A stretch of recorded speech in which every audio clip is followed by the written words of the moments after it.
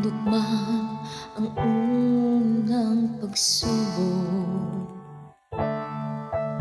hinarap, inagyan, nagwagi.